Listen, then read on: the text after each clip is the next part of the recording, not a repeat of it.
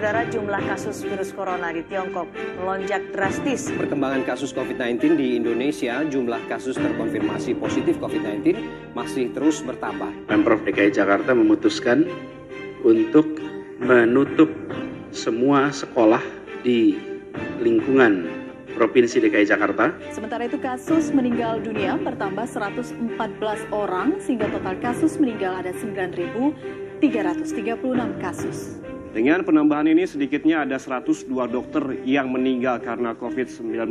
Saudara, siswa dan guru di wilayah zona kuning dan hijau khawatir dan terancam tertular virus corona sejak pembukaan sekolah.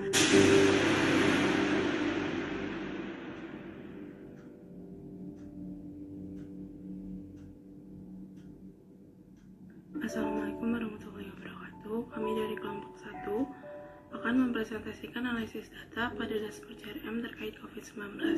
Saya Kaisa Zara sebagai ketua dan anggota kelompok kami, Niza Dinda sebagai notulen, Syakira Diva sebagai moderator, Aisyah Alia, Ida Kezia, Meisha Aurel, Novita Nursafitri, Roro Pratnya, dan Tiara Dwi sebagai presentator, Diara Aulia, Jihan Sayidina, dan Sarah Gabriel sebagai editor.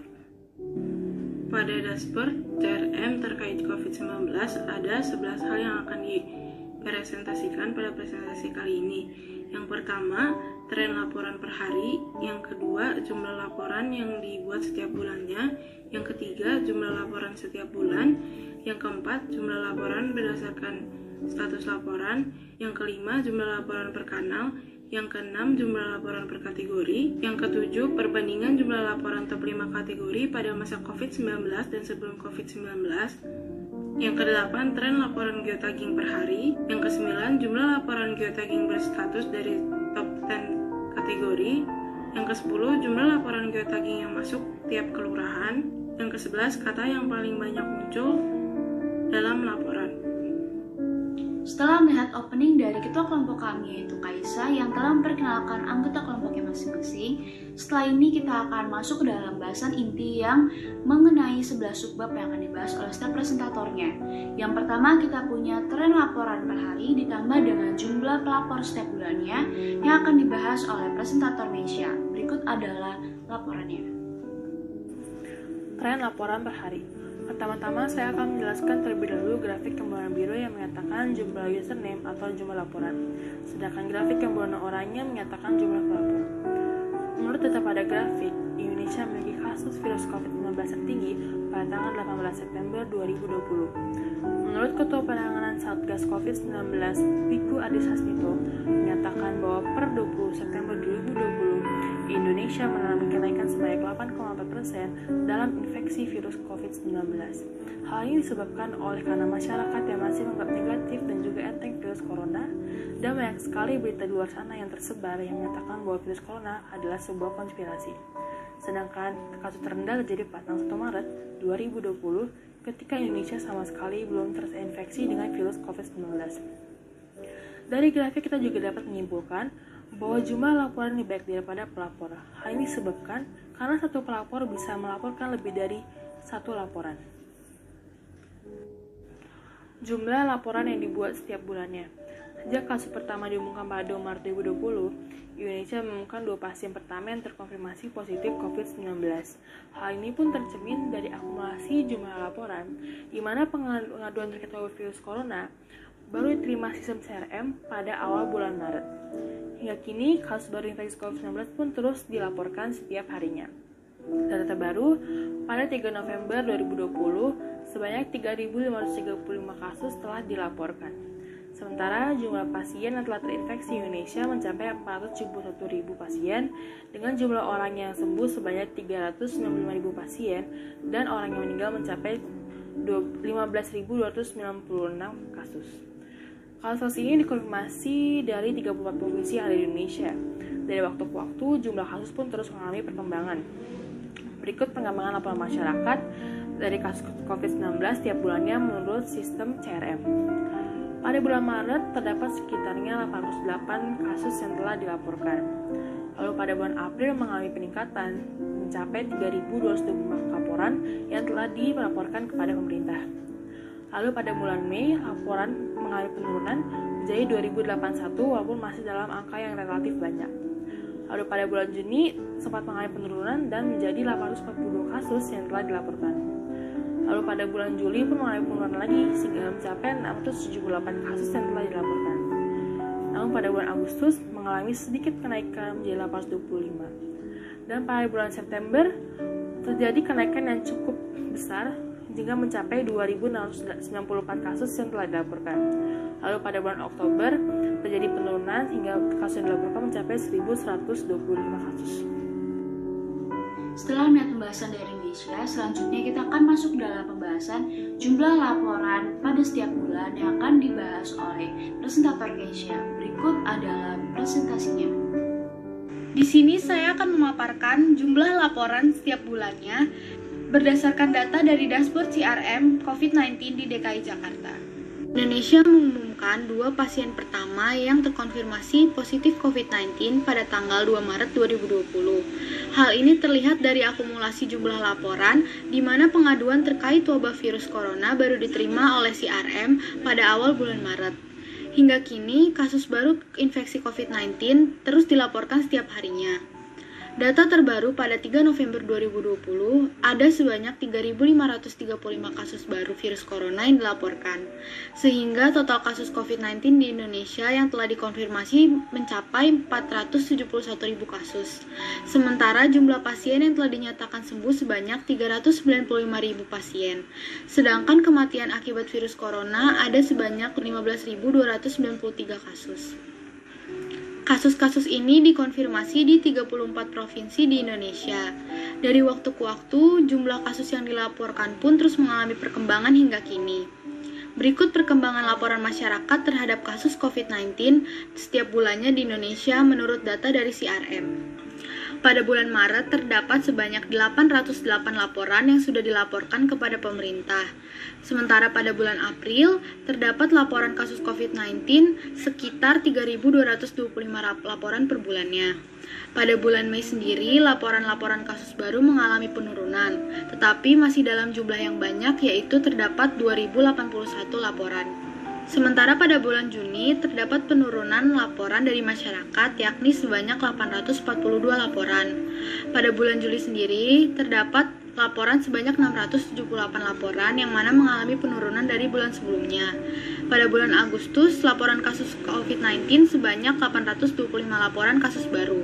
Dan pada bulan September angkanya meningkat menjadi 2.694 laporan. Terakhir di bulan Oktober kemarin, dilihat dari grafiknya, laporan yang masuk ada sebanyak 1.165 laporan. Dengan adanya dashboard laporan per bulan ini, diharapkan masyarakat dapat membantu melawan penyebaran pandemi COVID-19 dengan terus melaporkan setiap kasusnya yang ditemui di lingkungan sekitarnya. Setelah kita melihat pembahasan dari Keisha, ternyata laporan tersebut mengalami kenaikan dan penurunan. Selanjutnya kita akan membahas ke dalam jumlah berdasarkan status laporan dan kata yang paling banyak dalam laporan yang akan dipresentasikan oleh Aisyah. Berikut adalah pembahasannya. Berdasarkan grafik, terdapat 5 warna yang membedakan tiap status laporan. Yang pertama adalah warna hijau. Warna hijau menandakan status laporan yang sudah selesai atau complete. Yang kedua adalah warna ungu yang menunjukkan status koordinasi. Yang ketiga adalah warna merah yang menunjukkan status wait atau menunggu. Yang keempat adalah warna kuning yang menunjukkan status dalam proses. Dan yang nomor 5 atau yang terakhir adalah warna biru yang menunjukkan status disposisi. Menurut grafik, sampai pada tanggal 26 Oktober 2020, warna hijau mendominasi grafik dengan total 98,20% atau sekitar 12.096 kasus sudah selesai dari 12.318 kasus yang masuk. Sedangkan sekitar 1,8%-nya masih dalam tahap atau status koordinasi yang menempati tahapan kedua, lalu status menunggu atau wait, lalu status dalam proses, dan status disposisi, atau bisa dikatakan sekitar 222 kasus lagi yang masih belum terselesaikan. Hal ini menandakan pemerintah cukup cekatan dalam menanggulangi permasalahan-permasalahan yang masuk selama masa pandemi seperti ini. Hal ini dibuktikan dari data data bahwa sudah tercatat 12.096 kasus yang sudah terselesaikan dari 12.318 kasus yang masuk. Database CRM membuat word cloud berdasarkan deskripsi masalah yang dilaporkan oleh masyarakat DKI Jakarta. Kata-kata yang paling sering muncul adalah kata-kata yang berkaitan dengan berkerumun warga seperti nongkrong, distancing, berkumpul pasar, dan warung. Hal ini sejalan dengan kategori masalah yang paling banyak dilaporkan, yaitu terkait dengan gangguan ketentraman dan juga ketertiban. Selain itu, kata yang paling sering muncul adalah kata yang berkaitan dengan pelanggaran yang dapat meningkatkan penyebaran COVID-19, seperti kerja, working, PSBB, dan juga masker. Dalam word cloud juga terdapat kata-kata yang berhubungan dengan dampak diterapkannya PSBB di DKI Jakarta, seperti rumah, bantuan sosial, dan juga kegiatan anak. Penerapan PSBB di Jakarta memang memberikan dampak yang cukup besar bagi kehidupan masyarakat DKI Jakarta, khususnya di bidang ekonomi dan juga sosial. Beberapa hal yang dikeluhkan oleh masyarakat seperti bantuan sosial yang tidak tepat sasaran dan juga sekolah yang belum bisa dilaksanakan tatap muka sampai pada saat ini. Banyaknya laporan menunjukkan penekanan jumlah angka penularan COVID-19 di DKI Jakarta belum maksimal. Namun, dari banyaknya laporan juga dapat menunjukkan bahwasanya adanya peduli dan inisiatif warga DKI Jakarta untuk menjaga ketertiban dan juga ketentraman di wilayahnya masing-masing. Setelah melihat pembahasan dari Aisyah, selanjutnya kita akan masuk ke dalam pembahasan jumlah laporan per kanal dan ditambah dengan jumlah laporan berdasarkan kategori yang akan dibahas oleh Vita. Berikut adalah pembahasannya. Berdasarkan dashboard CRM terkait COVID-19 terdapat grafik jumlah laporan masuk per kanal, yang dimana dari grafik tersebut dapat kita ketahui beberapa data laporan yang diterima dari berbagai kanal. Contohnya sebagai berikut. Pada urutan pertama yaitu pada Jakarta Kini dengan jumlah laporan 3.594 dan jumlah pelapor sebesar 1.875. Yang kedua yaitu Twitter dengan jumlah laporan 1.949 dan jumlah pelapor 1.564. Pada bagian ketiga yaitu email dengan jumlah laporan 1.733 dan jumlah laporan sebesar 1.386. Selanjutnya pada Clue jumlah laporan sebanyak 1.434 dan jumlah pelapor 806. Pada bagian kelima yaitu Facebook dengan jumlah laporan 1.247 dan pelapor sebanyak 925. Kemudian pada SMS Center terdapat 1.148 jumlah laporan dan 908 jumlah pelapor. Di bawahnya berada laporan 1708 yang memiliki jumlah laporan 981 dan jumlah pelapor 248. Lalu pada Twitter Gubernur terdapat 162 laporan dan 152 pelapor. Yang kesembilan terdapat Balai Warga dengan 69 laporan dan 61 pelapor. Dan terakhir terdapat pada Facebook Gubernur dengan jumlah laporan dan pelapor yang sama, yaitu 1. Dalam masa pandemi seperti ini banyak sekali permasalahan yang timbul. Sesuai dengan sistem CRM atau cepat respon masyarakat yang dikelola pemerintah, banyak sekali permasalahan dari berbagai bidang dan kategori. Pada data yang telah disajikan pemerintah, tercatat sudah 12.318 laporan yang masuk. Dengan kategori terbanyak adalah gangguan ketentraman dan ketertiban, yaitu sekitar 4.697 laporan. Seperti dilansir pada media Indonesia, pihak kepolisian mengungkapkan jumlah gangguan keamanan ketertiban masyarakat di tengah pandemi COVID-19 ini meningkat. Terhitung sejak Februari hingga Maret 2020, gangguan keamanan dan ketertiban masyarakat meningkat sebanyak 12,72%. Kasus ini meliputi kejahatan, pelanggaran, gangguan, dan bencana. Pada urutan kedua terbanyak ditempatkan oleh isu permasalahan bantuan sosial, yaitu sekitar 2.000 laporan yang masuk. Seperti yang dilansir di CNN Indonesia, masalah bantuan sosial ini mulai dari sosialisasi yang belum efektif hingga penyaluran program sembako yang tak sesuai ketentuan. Permasalahan-permasalahan dari kategori lain meliputi perizinan bidang ketentraman, ketertiban, dan perlindungan masyarakat, hubungan pekerja pengusaha, pungutan liar, serta pelanggaran Pergub atau Perda, dan masih banyak lagi. Selanjutnya ada presentator Anya yang akan membahas tentang perbandingan jumlah laporan kategori top 5 pada masa COVID-19 dan sebelum masa COVID-19 dan ditambah dengan jumlah laporan geotagging yang masuk ke dalam setiap kelurahan. Berikut adalah pembahasannya. Dalam grafik yang tertera terdapat grafik berwarna oranye yang berartikan ketentraman dan ketertiban. Grafik yang berwarna biru berartikan bantuan sosial dan yang berwarna abu-abu berartikan hubungan pekerja pengusaha. Grafik pada saat sebelum COVID-19 ada di bulan Desember 2019 sampai Februari 2020. Dan grafik saat masa pandemik ada di bulan Maret sampai September 2020. Pada saat sebelum pandemi, kategori ketentraman dan ketertiban tergolong stabil dan rendah atau tidak mencapai angka 1 pelapor. Lanjut, kita lihat pada kategori bantuan sosial yang terjadi sangatlah sedikit, bahkan di bulan Desember bantuan sosial hampir tidak ada. Lalu pada kategori hubungan pekerja pengusaha juga sangatlah minim yang terjadi. Yang paling banyak ada di bulan Januari dan yang paling sedikit ada di bulan Februari. Lalu kita bandingkan pada grafik saat masa pandemi. Laporan ketentraman sangat meningkat tajam. Presentasi tingkat gangguan Kamtibmas yang didominasi oleh tindak kejahatan tersebut mengalami peningkatan sebanyak 19,72% dalam rentang waktu hanya 1 bulan. Dikarenakan virus corona yang menyebabkan sebagian masyarakat kehilangan mata pencahariannya menjadi salah satu penyebab meningkatnya tindak kejahatan tersebut. Dan di masa pandemi ini, warga sangatlah membutuhkan bantuan sosial dan juga pekerjaan untuk memenuhi kebutuhan hidupnya. Polri perlu memperhitungkan pola kriminalitas lainnya yang tidak hanya terjadi sepanjang PSBB, melainkan selama masa pandemi. Misalnya kasus pencurian dan penimbunan alat medis, penjualan obat-obatan palsu melalui kejahatan terorganisir, pencurian pada tempat sektor bisnis yang kosong, pelanggaran ketertiban umum karena perselisihan alat medis, hingga kesalahpahaman masyarakat mengenai penanganan COVID-19. Polri memang telah menunjukkan upaya penindakan melalui penegakan hukumnya, tetapi masih belum sebanding dengan masifnya diskriminasi tersebut. Berikut ini adalah grafik laporan pada tiap kelurahan di DKI Jakarta yang diambil dari kanal Jaki dan Clue. Berdasarkan akumulasi jumlah laporan dan pelapor dari seluruh kelurahan di DKI Jakarta, jumlah terendah berada di hari pertama informasi dikumpulkan yaitu pada 1 Maret 2020 dengan 1 pelapor dan 1 laporan.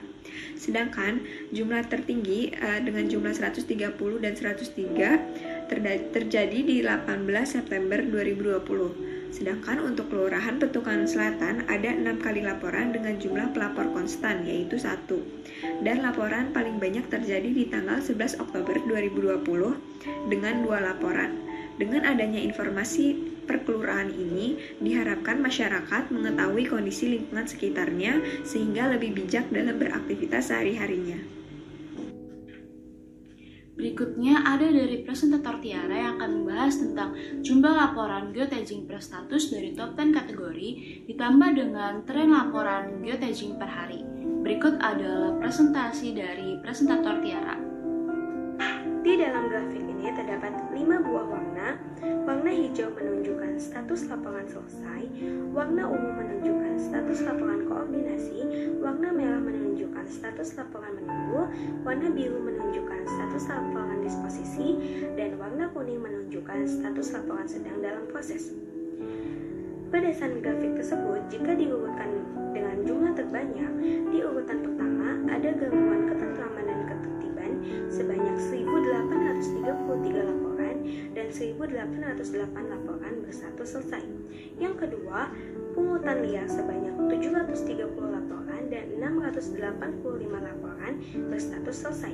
Yang ketiga, perizinan bidang ketentraman dan ketertiban serta perlindungan masyarakat dengan total jumlah 433 laporan dan 431 laporan berstatus selesai. Di urutan keempat dengan bantuan sosial dengan total 280 laporan dan 278 laporan berstatus selesai.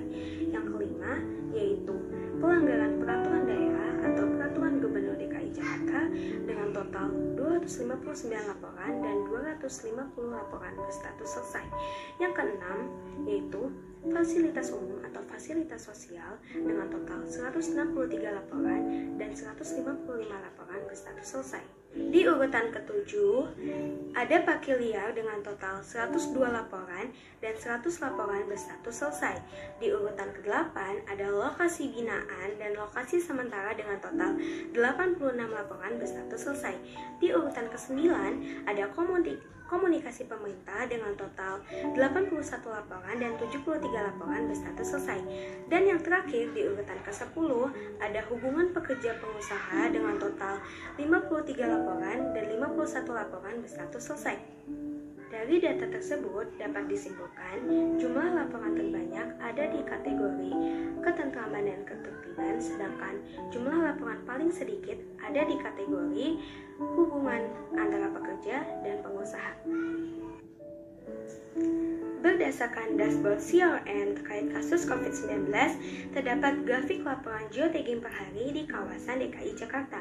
Kita ketahui geotagging merupakan sebuah sistem yang dapat mendata dengan informasi geografis koordinat ke sebuah dokumen seperti foto pada smartphone yang memiliki GPS. Koordinat tersebut akan diasosiasikan dengan lokasi informasi geografis yang diambil pada saat itu. Kita bisa lihat di dalam grafik ini terdapat dua buah warna, yaitu warna biru yang menandakan jumlah laporan dan warna orange yang menandakan jumlah pelapor. Jumlah nilai tertinggi di kawasan DKI Jakarta pada 18 September 2020 terdapat 130 jumlah laporan dan 103 jumlah pelapor. Dilansir dari website medcom.id, pemeriksaan pasca libur panjang memperingati Maulid Nabi Muhammad SAW dilakukannya peningkatan tracing COVID-19 dikarenakan adanya laporan kenaikan kasus. Sementara itu, Kepala Puskesmas Kecamatan Cempaka Putih, Diki Alsadi, memberitahu sebanyak 5% warga Cempaka Putih terkena positif COVID-19. Hal ini berbanding terbalik dengan wilayah Tanah Abang yang tidak memiliki kenaikan terhadap kasus COVID-19. Terakhir kita ada kesimpulan, doa dan penutup yang akan disampaikan oleh Notulen, yaitu Niza. Silakan kepada Niza untuk membacakan kesimpulannya. Setelah menganalisis data dari dashboard CRM COVID-19, dapat disimpulkan bahwa laporan yang masuk pada masa pandemi meningkat drastis dibanding masa sebelum pandemi. Pemerintah DKI Jakarta cukup cekatan dalam menangani laporan terkait COVID-19. Terbukti dari data yang disajikan, yaitu sebanyak 98,2% dari total keseluruhan 12.318 laporan, statusnya telah tertangani. Platform atau kanal yang paling banyak digunakan oleh para pelapor yaitu Jaki yang telah menampung sebanyak 3.594 laporan. Dengan laporan terkait COVID-19 terbanyak diterima pada 18 September 2020 yaitu sebanyak 196 laporan. Bila dilihat dari rekapan per bulan, pemerintah DKI Jakarta mendapatkan laporan terkait COVID-19 terbanyak pada bulan April 2020, yaitu sebanyak 3.225 laporan dengan 2.321 orang pelapor. Jika dilihat dari tren laporan geotagging per hari, jumlah laporan terbanyak diterima pada tanggal 18 September 2020, yaitu sebanyak 130 laporan dengan 103 orang pelapor. Berdasarkan data per kelurahan, Tanjung Duren Utara merupakan kelurahan yang memiliki laporan terkait COVID-19 tertinggi. Keluhan yang paling banyak dilaporkan oleh masyarakat yaitu gangguan keamanan dan ketertiban. Hal ini didapatkan dari kata-kata yang sering muncul dalam laporan masyarakat, yaitu nongkrong, distancing, dan berkumpul. Hal ini menunjukkan kurangnya peran dan kepedulian masyarakat dalam menekan laju pertumbuhan COVID-19 di DKI Jakarta. Demikian analisis kelompok kami. Mari kita akhiri dengan doa penutup dan hamdalah. Subhanakallahumma wa bihamdika asyhadu an la ilaha illa anta astaghfiruka wa atubu ilaik. Alhamdulillahirabbil alamin. Wassalamualaikum warahmatullahi wabarakatuh.